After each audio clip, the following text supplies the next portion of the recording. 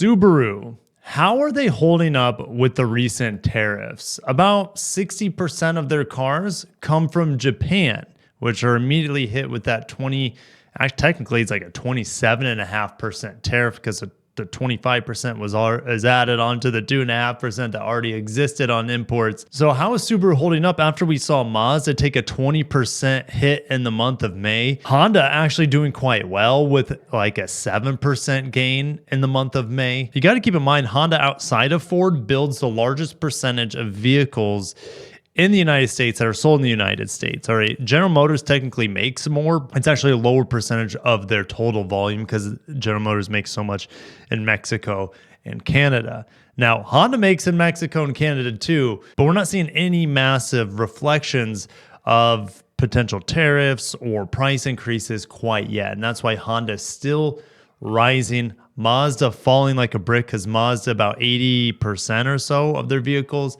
come from out of the United States. But what about Subaru? Is Subaru going to suffer the same fate as Mazda, one of the smaller players that is heavily dependent on imports from Japan? We don't have numbers for Mitsubishi, but 100% of their vehicles come from Japan. Guys, if you're excited for this news, I'll update you as often as possible about how the tariffs, the global changes in the economy, all this stuff happening behind the scenes, how this is actually affecting at the surface level in terms of sales. If you enjoyed that, make sure you are subscribed, hit that like button. Some things for me coming up on the channel. I'll be driving all 5 Prelude generations in about a month from now. That's going to be very, very exciting. I'm driving the new CR-V Hybrid, and I'll be driving the new Palisade from Hyundai. That thing's going to kick serious butt. I'm very excited to bring so much content to you guys in the coming weeks. It's just going to accelerate as we get further into the year, as I'll be able to drive the new RAV4 and give you all the impressions on the plug-in hybrid and the new hybrid technology and the whole thing is just, it's exciting. Anyways, you guys can tell I'm amped up, but we're going to talk about Subaru. What's coming next for Subaru? All right, before we get into sales, Subaru has hybrids finally, coming into the market. No word on the Ascent. However, for the Ascent, they might just offer a 3-row Ascent BEV built by Toyota. We know Toyota is going to be building an EV for Subaru, probably out of the Kentucky plant. It could be the Indiana plant. There's some grayness in the news about it. We know Subaru also has the Trail Seeker EV with 380 horsepower, some 375 horsepower, 0 to 60 around 4.5 seconds. Beautiful wagon. It's essentially an electric Outback that's a rocket with around 260 miles of range. All right, the Toyota variant, the BZ Woodland, looks better. So it's just good to have different variations, more flexibility. That vehicle will be built in Japan. So who knows how that's going to, tariffs are going to affect that. All right, so Subaru of America today reported 52,000 vehicle sales for May, a decrease of 10% compared to May 2024. Let's go back in time though. April of 2025, just a couple months ago, Subaru was on a tear. 33 months of consecutive sales growth. Who else is doing that? Nobody. Well, the Koreans maybe. That's maybe, but Subaru, 33 months. Guys, almost 3 years after they had a big hiccup during COVID and the chip supply, they had been recovering, growing, thriving. Almost 3 years of consecutive growth. And it was always just a small percentage. It was like a 0.3 in this case. It was 1%. They kept slowly increasing their sales, but that kept that streak alive of sales growth.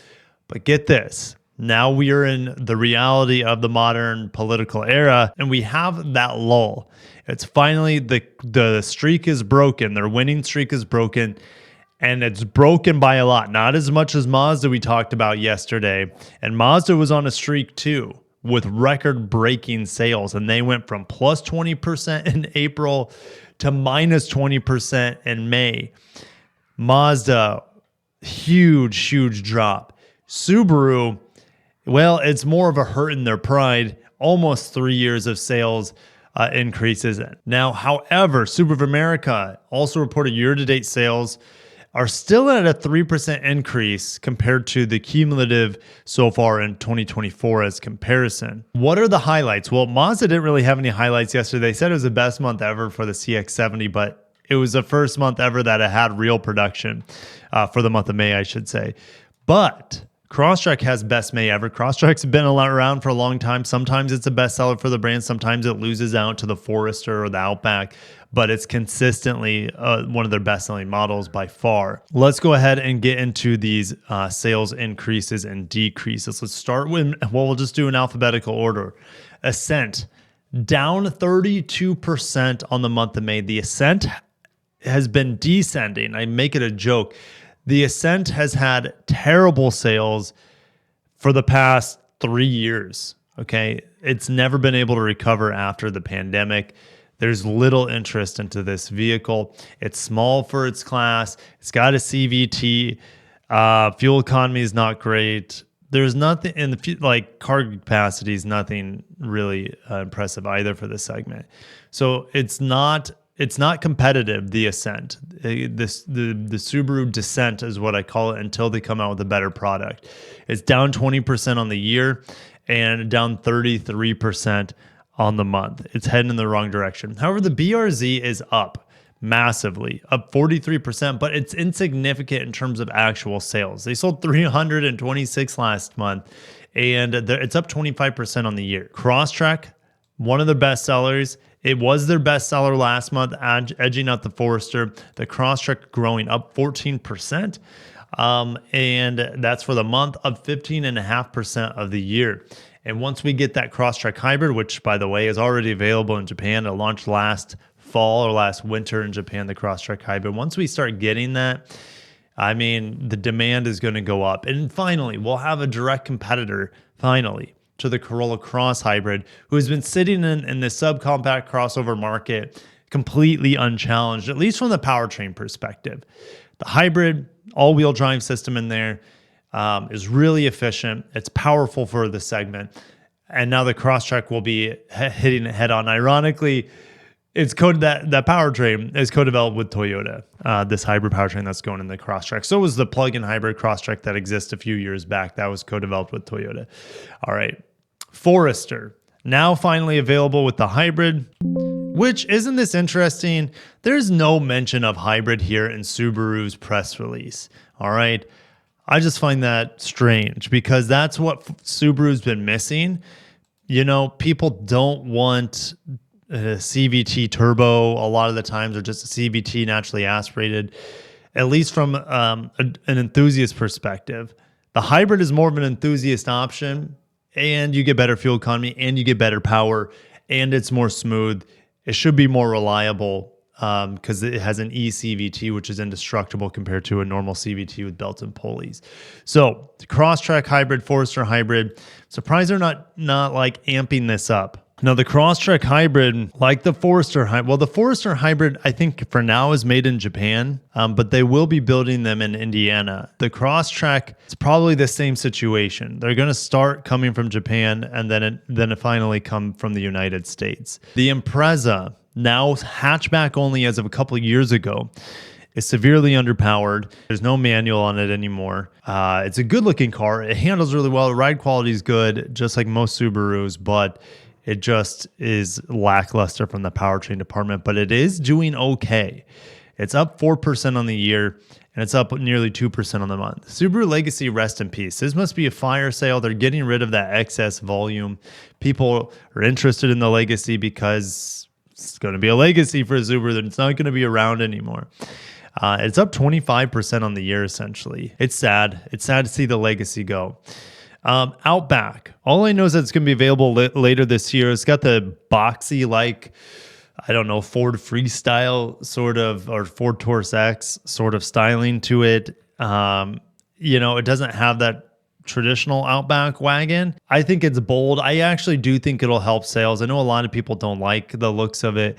I don't like the looks of the front end. The rest of the vehicle I'm okay with. But the front end of the Outback and the Trail Seeker, and even the new Ford, the Forester is very vanilla looking, but it almost looks like an old Ford Edge or something. So like Subaru styling is just a little off right now. And I don't know why. Like Subaru in the past just used to have such simple, beautiful designs. And it's like they're trying way too hard now. They almost feel like the Koreans in some ways, but in a lot of ways, the Koreans will look better than a modern Subaru. The BRZ used to look better than the GR86, right, with the first generation, and now it doesn't. As we move on, the Outback's suffering. I didn't even get into the numbers. Outback's numbers suffering massively. But when I see big drops like this, makes sense to me. They're going to be switching over from the previous body style to the new body style, and that takes a toll in production because it takes time to switch over the machines and everything, all the new parts, and train auto workers to be able to assemble the new car. Like it just takes time, and you're going to have typically lulls in sales volume. All right, so it's no surprise there. But the Subaru Solterra getting a redesign. It is now going to be blistering fast like the BZ that I just drove. Check out my driving impressions. But the looks on it are absolutely wild. I'll go ahead and put it on the screen for you guys. The Solterra looks like an egg now. The front end is just completely smooth, almost devoid of any details, but I kind of like it because it's going to stand out in the EV market. I think the Solterra's actually redesigned front end looks better than the Trail Seeker's front end. I don't know. Neither of them look that great. The Solterra doesn't look as good as the new BZ up front. I think you guys would agree with that. It's very spaceship eggy. But the sales are up 28% on the year, 19% down on the month. Why is it down? Well, they're probably just clearing out the stock because it's getting refreshed with new e-axles, new batteries, new technology, new inverters, NACS charging, new screen in there too. Like it's a massive refresh for the Solterra as well as the BZ. That will be built by Toyota, the Solterra, and keep in mind the Trail Seeker and the BZ Woodland will actually be built by Subaru.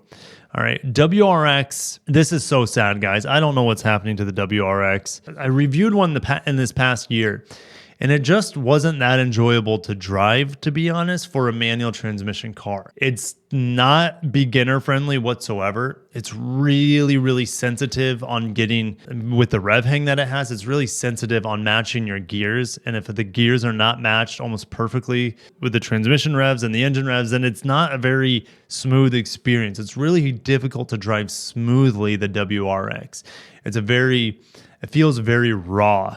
And that's great. But for me, like I didn't enjoy it that much. I definitely would want to get it tuned. So maybe it's a little bit more rewarding to drive, more fun to drive. And with the plastic fantastic that is on throughout the vehicle, especially the back bumper, it's unfortunate. But still looks good, the WRX, but the sales are in the complete gutter. Maybe they're going to refresh it. I doubt it. I just don't know. Like STI is gone. The WRX TS that I drove was okay. Like there's so many other cars I'd rather buy than that. All right, for the money. So Subaru down 10% on the month. Crosstrek doing well and Legacy doing well, but that's pretty low volume. Outside the Crosstrek, and the Forester is holding strong, really. The Legacy and Impreza holding strong, but this 10% lull, I don't think is because of tariffs or anything like that. I think it's largely due to the drop in the Outback sales, which is probably due to the turnaround of having a brand new model come out. Okay, so I think Subaru is going to be okay. And the near term, we don't know how much they're going to have to raise prices with tariffs or anything like that. Subaru is going to be strong. They have a strong year coming out ahead of them. With the Forester hybrid, the brand new Outback, we're getting the Crosstrek hybrid later this year. They're going to be hitting on all cylinders on their best-selling products. And then you also have the BZ Woodlands brother, the Trail Seeker, coming out. But here's the thing. That's not coming out this year. That should be early next year. Unless Subaru beats Toyota to the market with it, which wouldn't make any sense because they're made on the same assembly lines in the Gunma prefecture. All right, I'll end it there. Subaru down. I don't think it has anything to do yet with political landscapes, at least majorly. Of course, that's always affecting everything behind the scenes. But I think the Outback, once it gets its volume back up, it'll be back. All right, and the sales will be back for Subaru. Will they be back to breaking sales records or having a sales onslaught and a sales streak, a winning streak? I don't know, right? Everything's just so unsure. But Subaru, yeah, they're doing it much better than Mazda for now. We'll see what happens. Thank you guys for watching. I still need to make an update video on the sales for Kia and Hyundai. I'll probably just lump them together, Hyundai Motor Group. We'll talk about which vehicles are doing well, which are not. If they're breaking sales records, I mean, look, already sales look good for Hyundai, even better than what it did for Honda. So I'll see you guys in the comments. Thank you for watching. Stay tuned for more car news here on the channel and more car reviews. This week I'm reviewing the EX30 dual motor rocket ship, baby pocket rocket from Volvo, the EX30 EV, and then also a plug-in hybrid GLC 350E that I got a review for you guys on the channel as well from Mercedes-Benz. Thank you so much. Stay tuned for all the goodness on the channel and have a great day.